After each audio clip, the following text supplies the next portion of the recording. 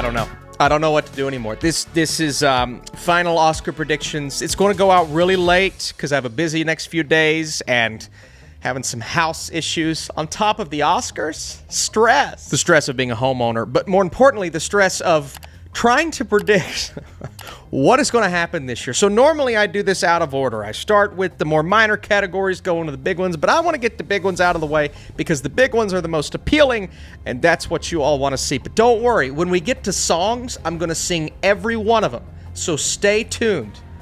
All of them, even Amelia Perez, you know, the really good one that everyone loves. Let's start with Best Picture. Now, the order in which I present to you these movies is currently the order that I think they're going to finish, but don't really pay attention to Best Picture because I still have no clue.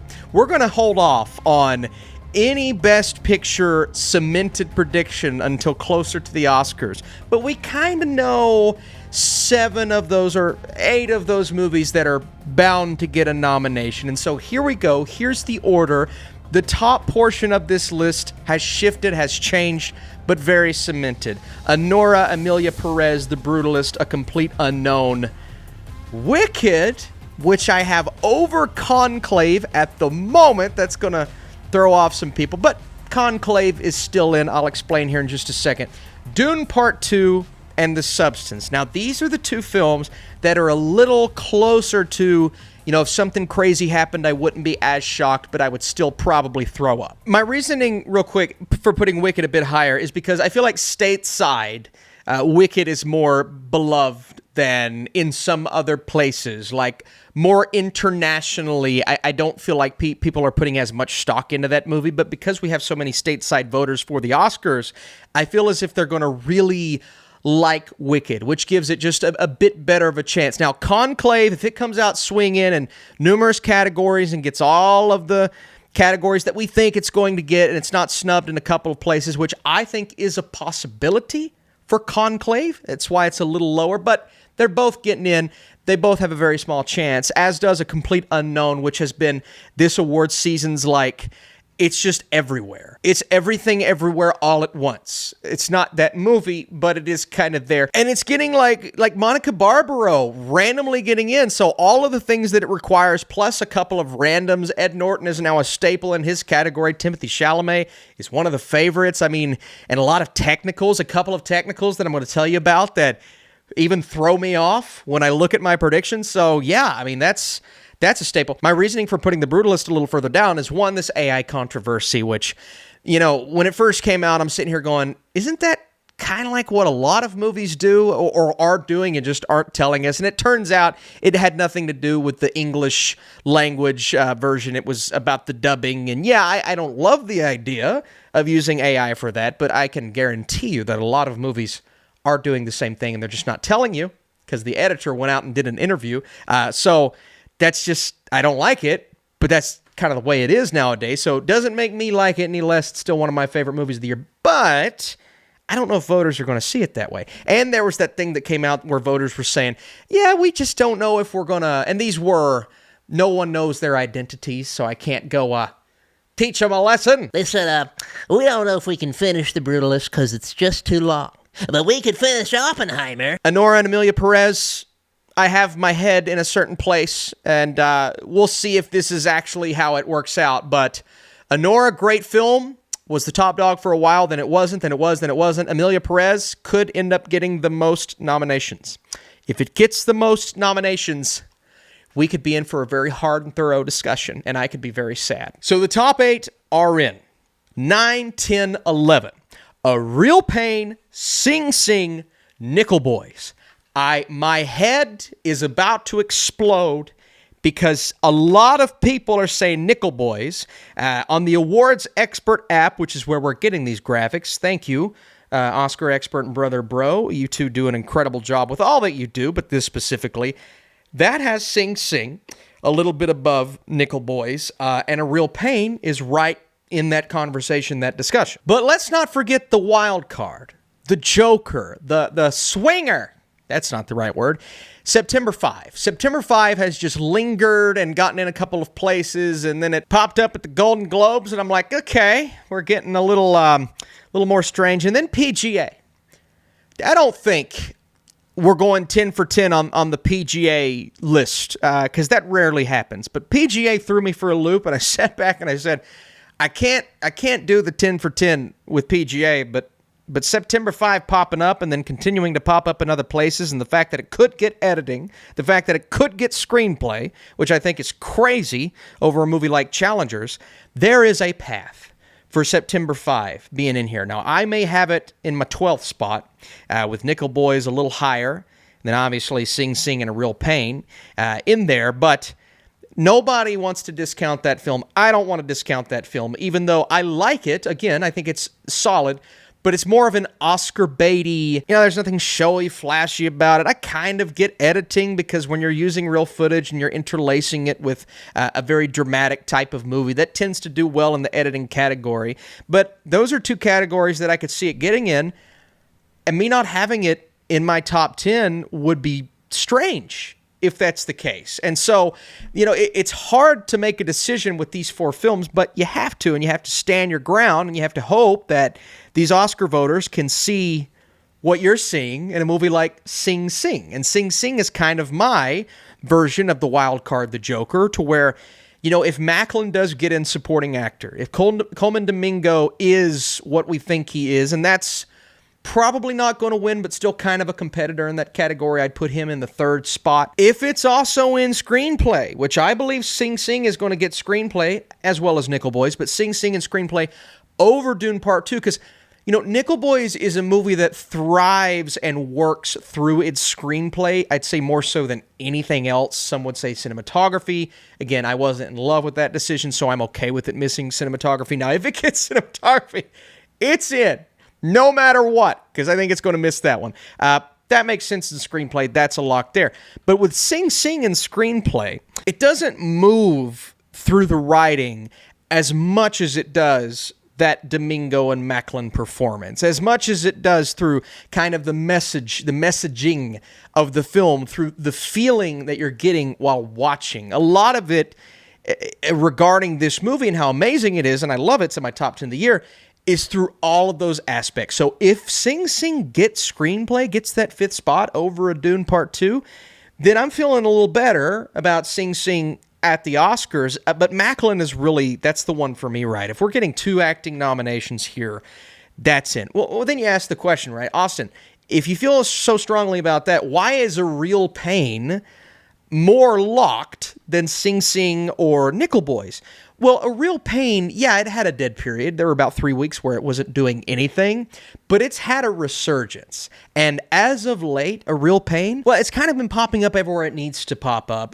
You've got a lock for a win, I think, at this point with Culkin, a screenplay nod, which is a big deal. And out of these four movies, it's the only one that is really accessible to people right now. It's already out on streaming. It's got a bigger studio behind it, so they're pushing it out, I think, a little bit better in terms of Oscar nominations. And I feel like more people are coming around to this movie, as well as the fact that it's accessible. The only thing that keeps me from thinking it gets in, right? I have it in the 9 spot, feeling pretty good about it.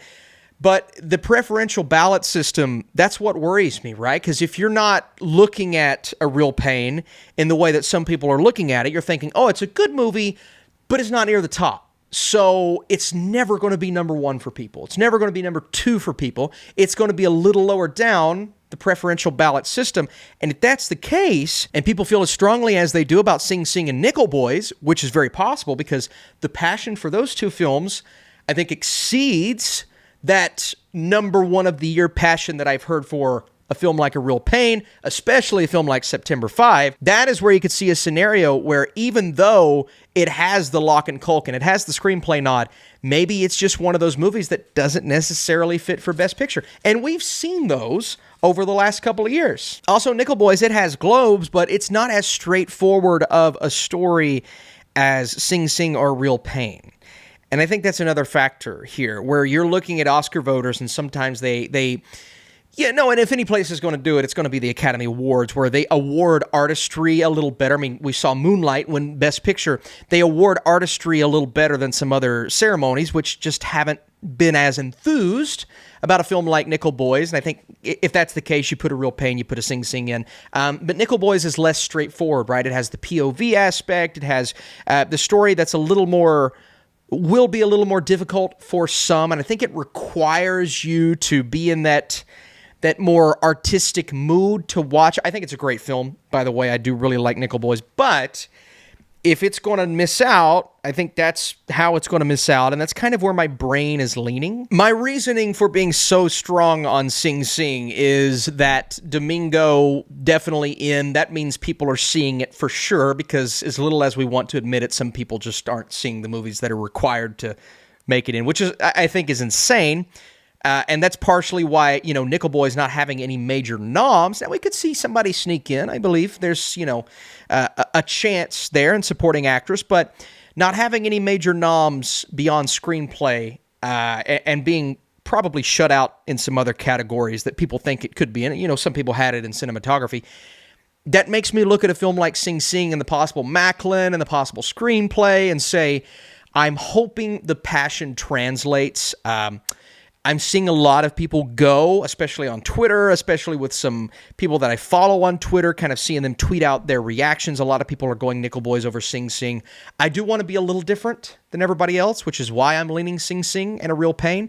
But A Real Pain has the better shot just because of the accessible nature of it. And then, September 5 is going to be the one that kills me and throws me off and pisses me off. And I'm just like, Nosferatu has not gotten anything above the line. No WGA, no PGA, no nothing. And the Writers Guild selected so many movies over Nosferatu that had me like, all right, I guess its chances are done. But, you got a movie that gets enough text.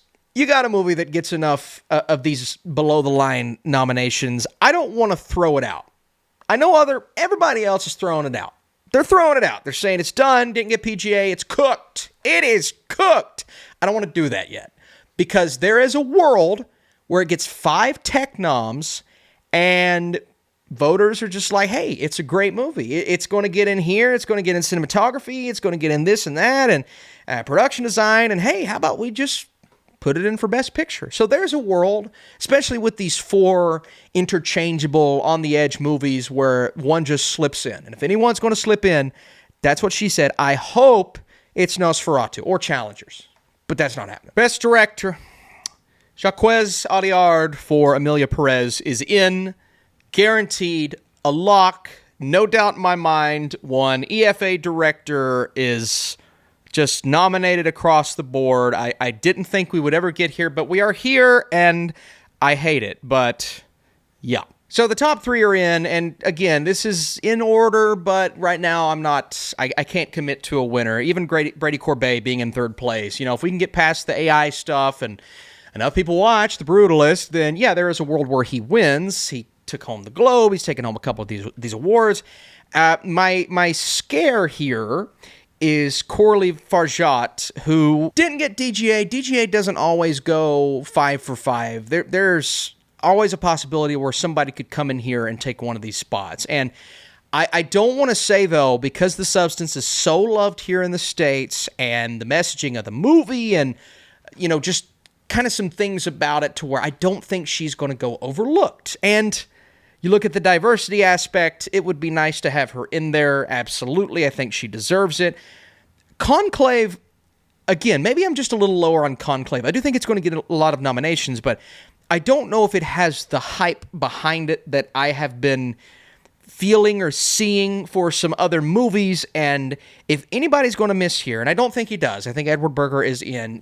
Denis Villeneuve, my favorite director in the world, who's probably going to miss, is an auteur. He is that kind of director that people look at and they're like, he knows what he's doing. He has this stuff.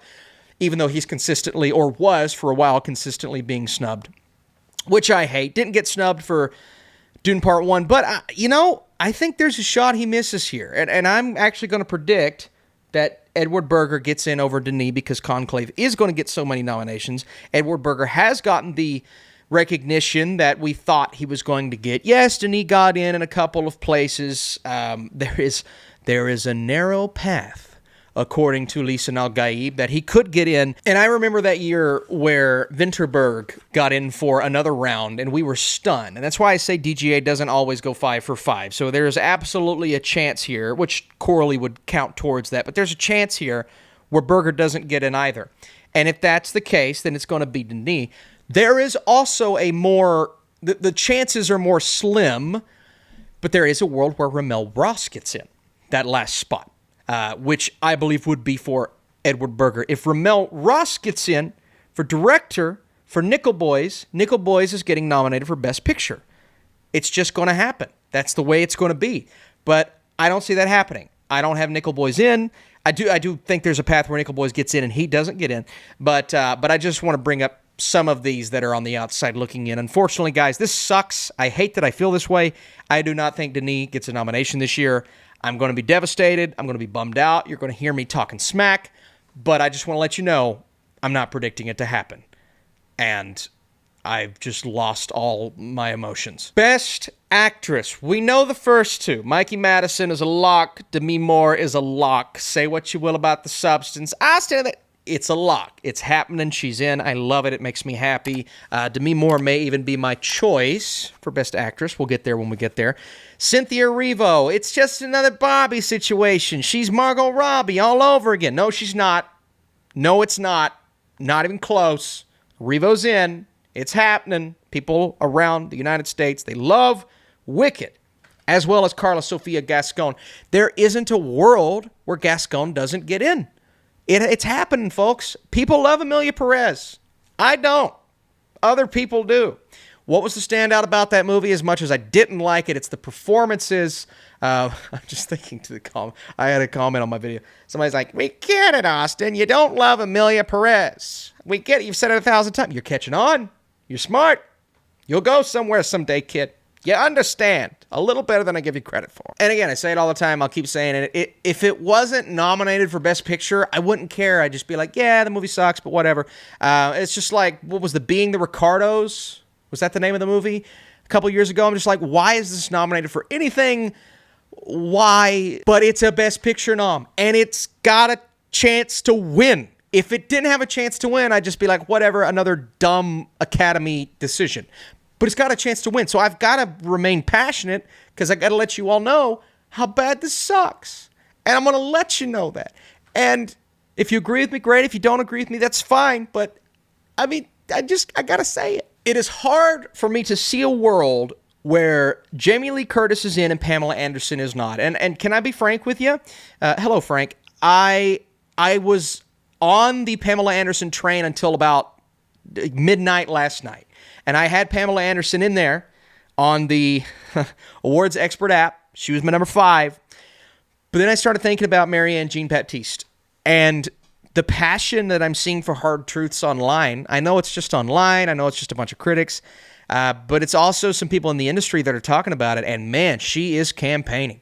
She is campaigning hard. And I think I kind of apply that to Jamie Lee Curtis. Like, she is campaigning herself. She's a master of campaigning. She won the Oscar for Everything Everywhere, which I didn't think she should have. I love that movie. I think it deserved Best Picture. I don't think she should have won the Oscar for that. And so they love her. They love Jamie Lee Curtis. So maybe there is a world, and I started thinking about this last night, where she is in and Pamela Anderson is not. I know Anderson has the narrative for this. She has the narrative. But Pamela Anderson didn't. I don't even think she got shortlisted. I may be wrong on this. I don't think she got shortlisted for the BAFTA. And that's, Jamie Lee and Pamela Anderson not getting shortlisted, that's a thing. And then I watched The Last Showgirl, and I thought Pamela Anderson was great, but I'm sitting here going, I don't know if that's an Oscar-worthy performance or an Oscar nomination-worthy performance. And I understand the narrative is strong with her, but I don't know if I would personally put her in. Marianne Jean-Baptiste, there is a lot going for her with CCA, with the BAFTA, with Hard Truths being, I guess, a similar movie to The Last Showgirl within the fact that not a lot of people are watching it. But she's such a standout from that film, and where you got Pamela Anderson, I think more people are talking about Jamie Lee Curtis. Baptiste is also campaigning. I mean, she's out there campaigning on a level that Jamie Lee Curtis is for her award. And so that's a big deal as well. The other person I want to talk about here is somebody that a lot of people are predicting. That's Fernanda Torres. Now, Fernanda Torres won the Golden Globe.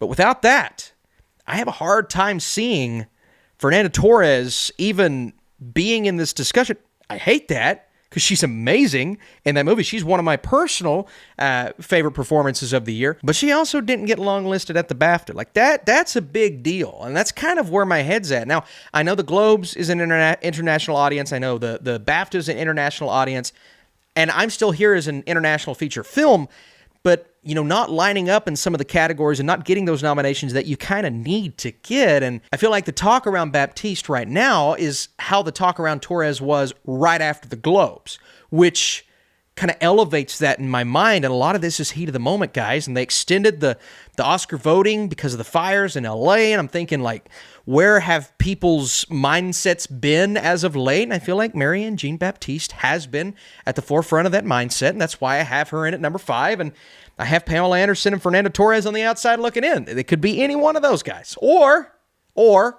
it could be one of those crazy, like, Naiad nominations where it's like, what the actor? I'll keep this short, sweet, and simple.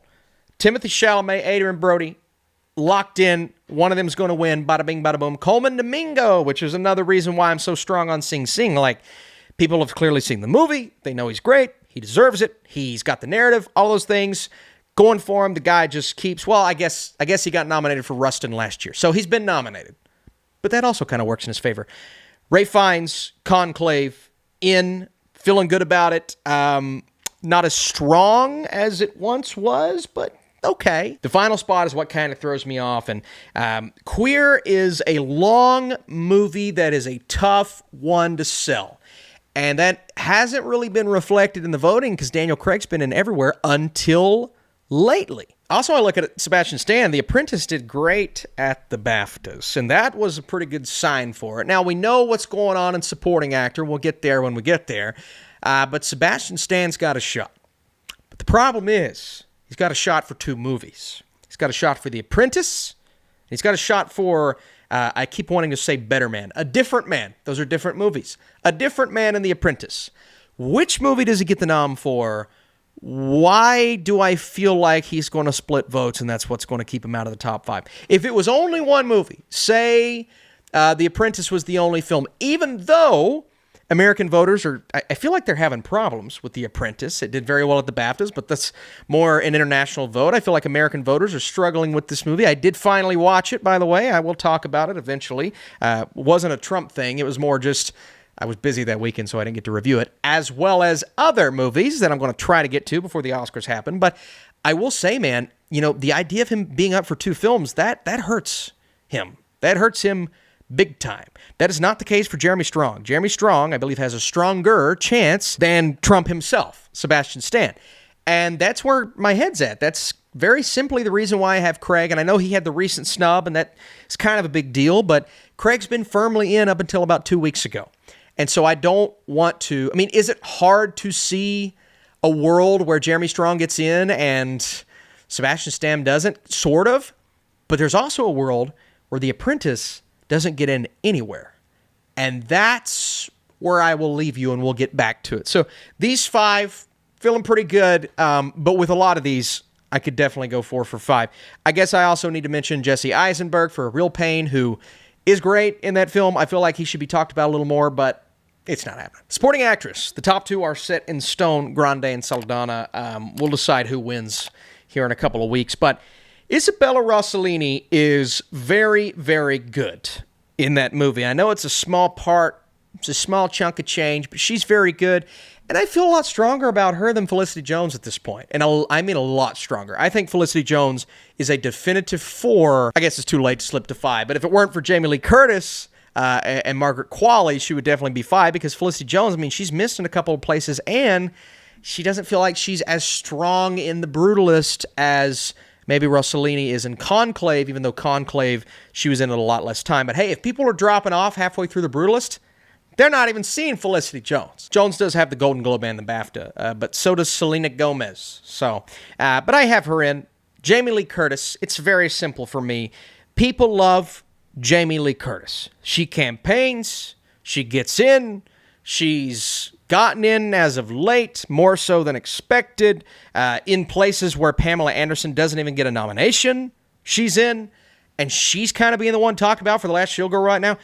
She's Jamie Lee Curtis, okay? Sometimes these votes are all about who you know. And Jamie Lee Curtis knows a lot of people. I'm not saying she's not deserving. I'm saying Margaret Qualley is probably more deserving than her, and even Monica Barbaro, but, you know, she's Jamie Lee Curtis. That's my rationale and reasoning for supporting actress.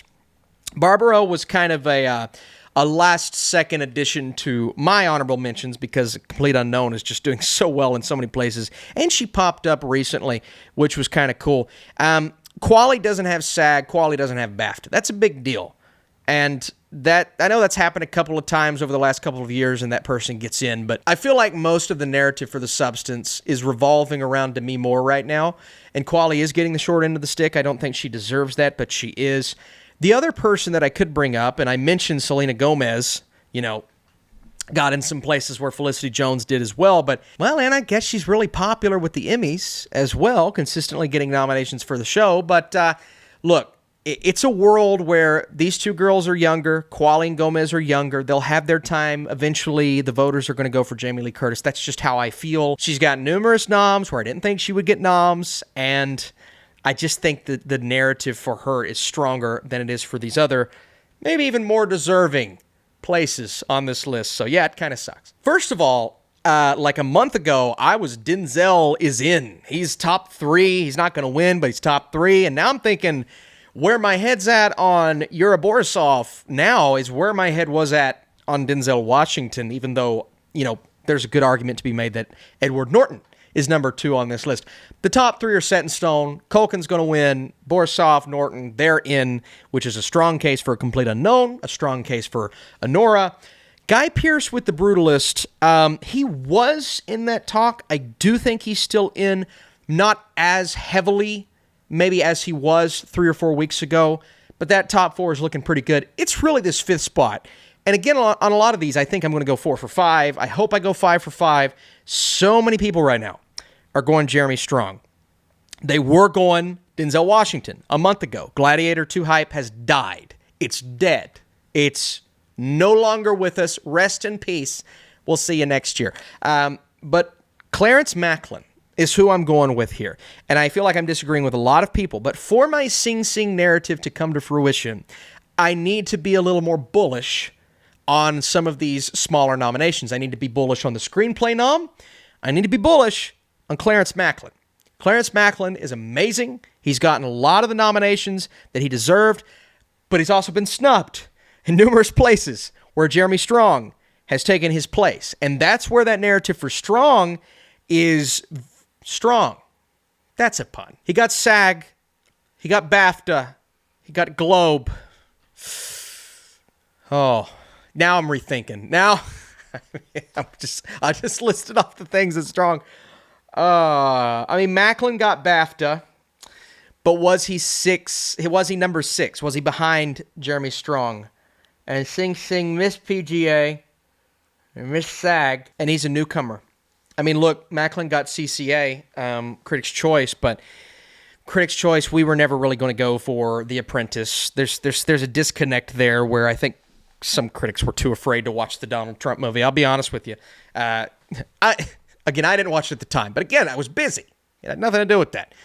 But there's just something oh boy. Now I'm rethinking. Now I'm freaking out in front of the camera, and you guys are witnessing it, and I'm sorry. And Macklin's an unknown, and Jeremy Strong is a known, and every part, and I know I'm going to be pissed off at myself. I know I'm going to be pissed off at myself when the nominations come out, and they call Jeremy Strong's name, and I'm sitting here going, Austin, you knew that they like Jeremy Strong, and the 2 Succession boys get in, and they like Jeremy Strong in Succession, so they're going to like him in The Apprentice, and that's the same thing with Culkin, and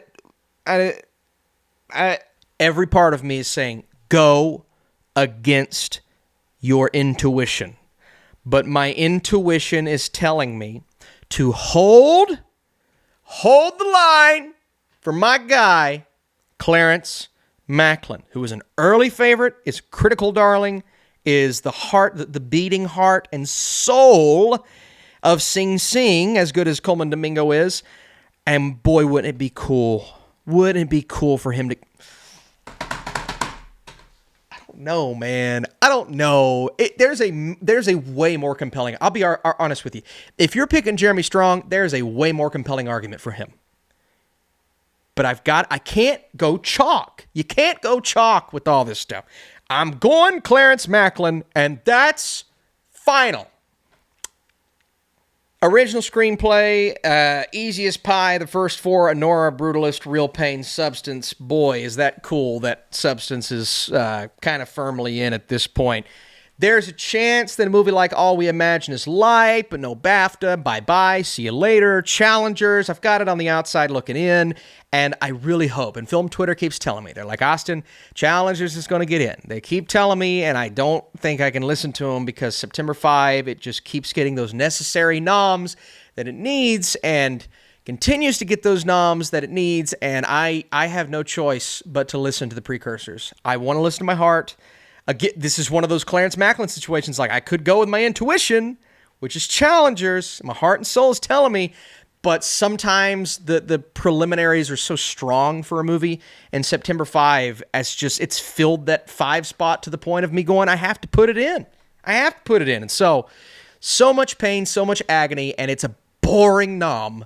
Alas, sometimes the Oscars are boring. I think adapted screenplay is a little more spicy, if you will. Conclave, the Globe, the BAFTAs, like the love for this movie, I have to put it number one, even though part of me is like, Austin, if Emilia Perez, God bless America, if it somehow won this, and this isn't a necessary win for it to win the Best Picture Oscar, but if it somehow won this, it's going to win Best Picture, so that's why I have it at 2.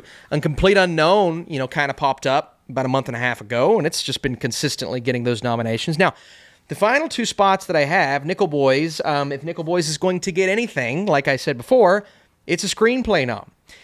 If Sing Sing gets in here, I'm going to feel a little better about its Best Picture nom. But again, it's one of those like, well, we gave it that. Don't need to give it Best Picture. I'm putting Sing Sing above Dune Part 2. And I know for the Dune Part 2 fans, which is myself, it hurts. But again, Dune is a tech mastery, techs across the board, and really not much else. And that sucks. That'll be enough to get it Best Picture, okay? We have to acknowledge that. Will it be enough to get Nosferatu Best Picture? But I just feel like Sing Sing, there's more of a case where Sing Sing fills that 5th spot. Dune doesn't, and people feel like it makes a little more sense, if that makes sense. International feature. Emilia Perez, I'm Still Here, yes and yes. Kneecap did so well at the BAFTAs, like numerous categories, and I know that's the British thing, but it could also be, it was popping up in categories that I never expected. So you got to pay a little attention to that, and I think Kneecap's, more people have been talking about Kneecap as of late. The Seed of the Sacred Fig is... There's a chance with these international nominees that there's always a chance Seed of the Sacred Fig doesn't get in. And there's a chance we get some surprises. My surprise, there's a movie called, is it Vermiglio? Vermiglio? Girl with the Needle was a Cannes darling. Vermiglio is a sleeper from Venice, did very well at the Venice Film Festival, and has made it into a couple of these short lists. And there's just this talk about this film online right now to where even though The Girl with the Needle got the ASC Spotlight Award, which is kind of a big deal, I've heard some divisive things about this film that I haven't heard about Vermiglio. I hope that's right. No, I don't usually feel really strongly in these international feature categories, my number 4s and 5s, because something crazy always happens. And you could say the exact same thing about the documentary feature category, where a lot of this is just a crapshoot. A lot of it's a crapshoot. I tried to do my research, what's been nominated here and there. No Other Land is a movie that's winning everywhere, so I feel like that's a lock. Sugar Cane got DGA, Cinema Eye. A lot of people have The Remarkable Life of I.B. Lynn in there. People were stunned and shocked that missed BAFTA. And some people were kind of panicking, taking it out of their 5, so I figured, why not? A category where I feel less strong. I took that out. I put a movie like...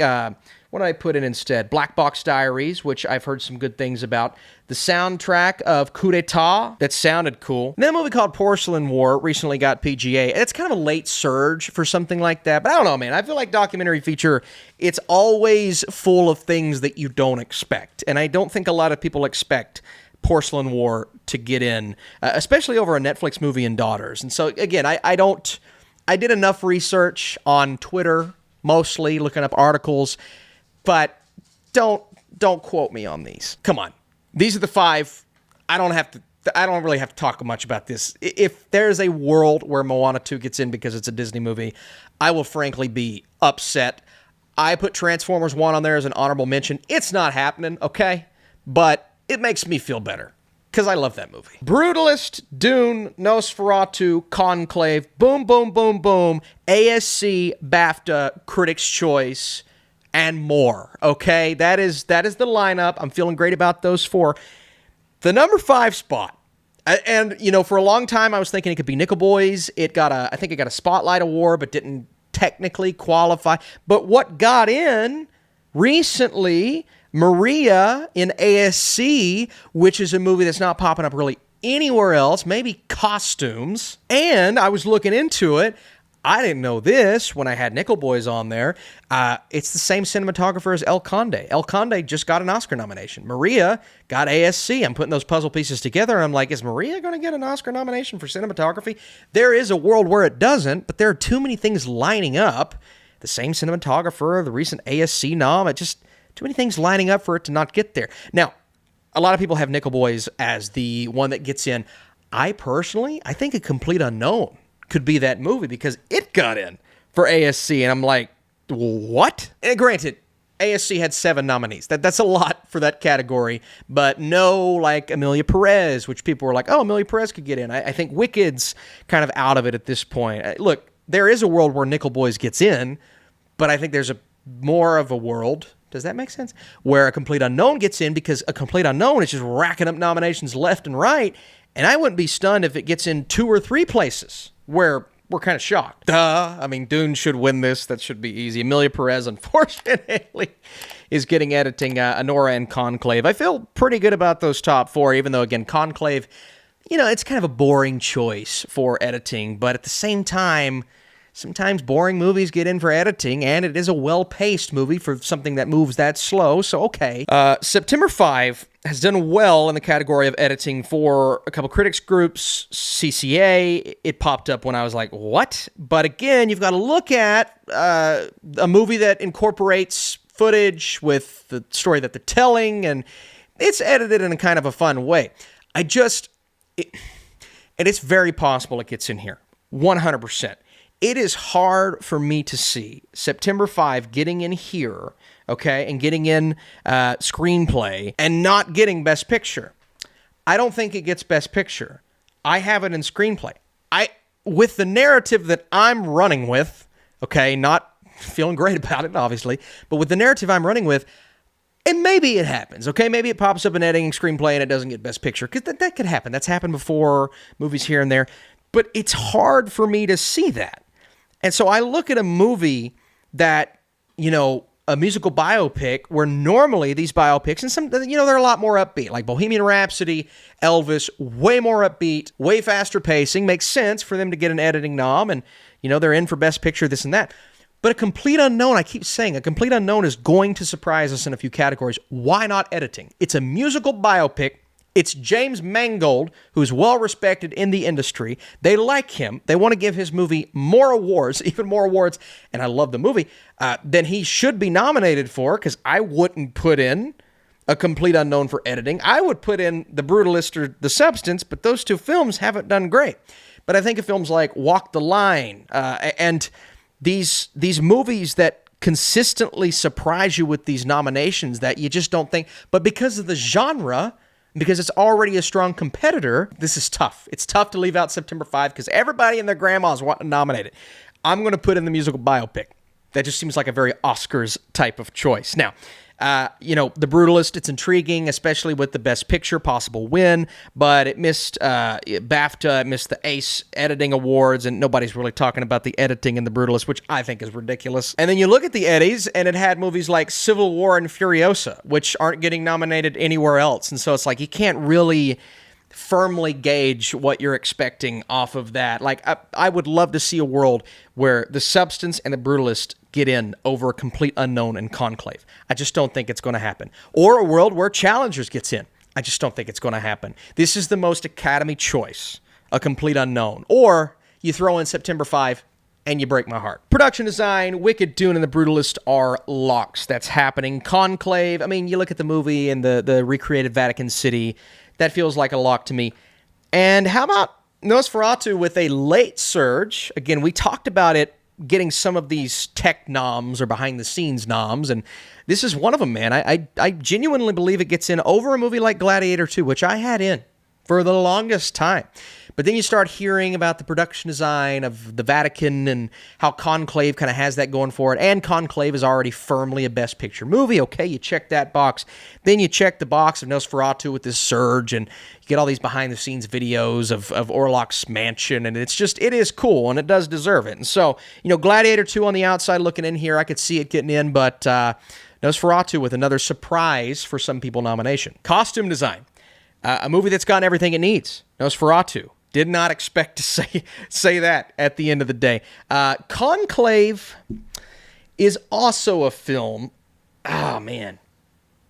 Conclave is a film that's gotten a lot of things. And I'm starting to rethink what I currently have that you may not be seeing if I didn't rethink it all the way. Beetlejuice missed costume at the BAFTA. Look at that movie. I don't understand how it misses that. But you look at the costumes in Conclave, and I understand Complete Unknown is very timely. I feel like I've got to switch this. So I'm going to put Conclave back above A Complete Unknown, which is the same as Awards Watch, and I hate that I have the same as everybody else, but in my head, just trying to work this out, I'm like, how do you not give Conclave costume design as well as Gladiator 2, and then you give it to A Complete Unknown? So I think I'm in the camp of A Complete Unknown surprising in editing and surprising some people by not making costumes.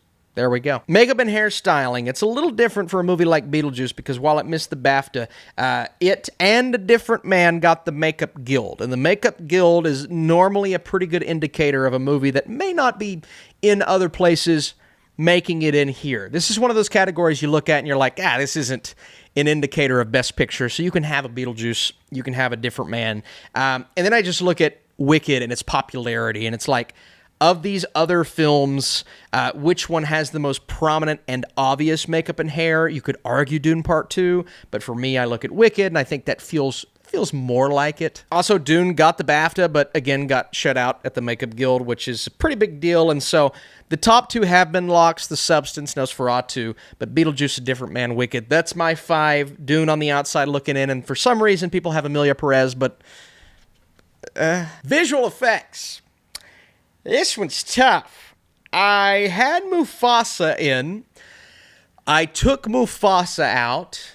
I put it in again, and I shake it all about. No, this is so tough, man, because Twisters has been getting this late surge of love to where I'm sitting here going, do I put Twisters in over Mufasa?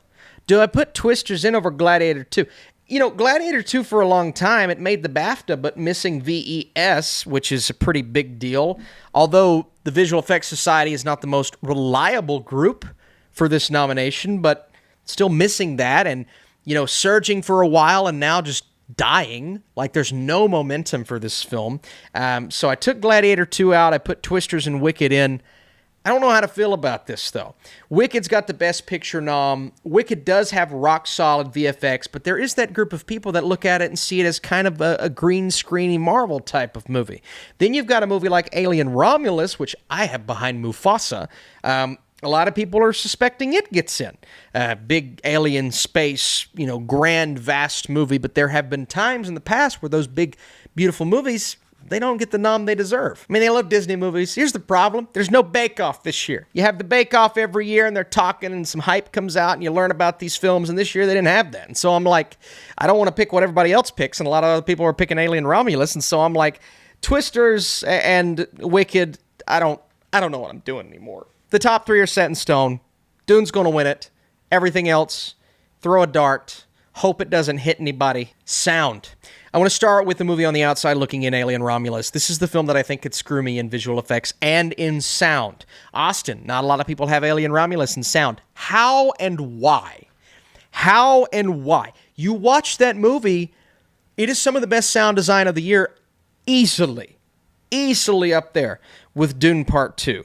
Now, I have a complete unknown in there because, again, with musical biopics, regardless of how good they are usually a lock for sound. And the sound design of Complete Unknown is really good, right? You get these close-ups with the guitars, with the musical instruments, and I think it deserves to be in there. Wicked is in there because Wicked is in there. Emilia Perez is in there. It's been snubbed in a few places, but it's a musical. Usually with a musical or a musical biopic, you put it in for sound. So that explains Wicked, A Complete Unknown, Emilia Perez. And how about this? How about this category is where Gladiator 2 gets in.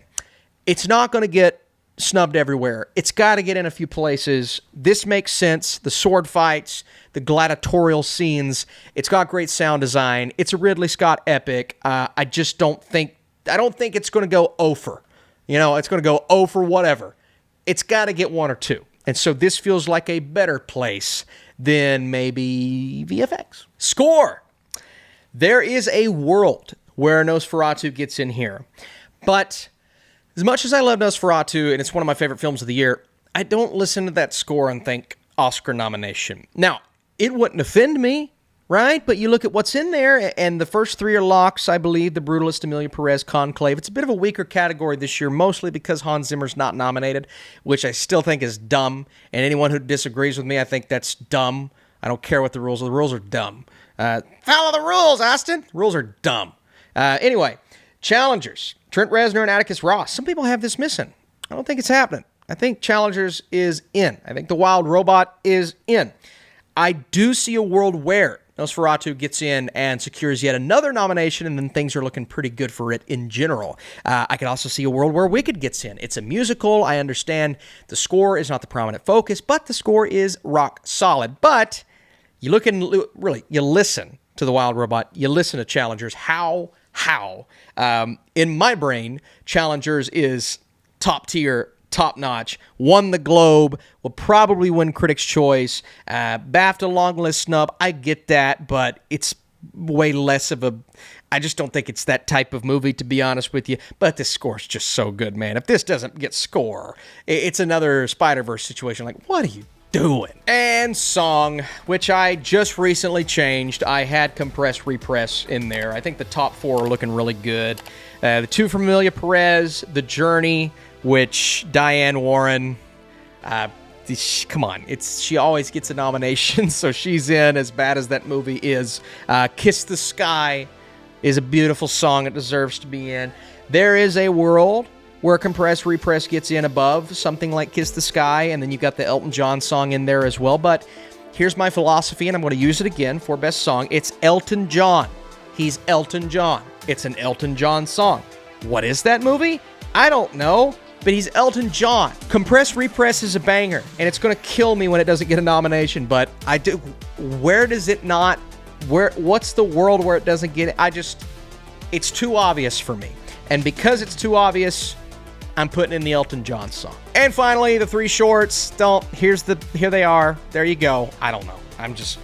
I'm going with the things that I could find on Twitter, and I have no clue. So I'll have to watch the ones that do get the nomination. All right, listen. This has been long enough. You don't have to listen to me anymore. Come back. Check out my reaction video. We're going to react. We're going to talk about it. We're going to discuss it. And maybe this weekend, like I said, if you like the video, we will do a Best Picture ranking. I think that would be fun. All right. See you soon.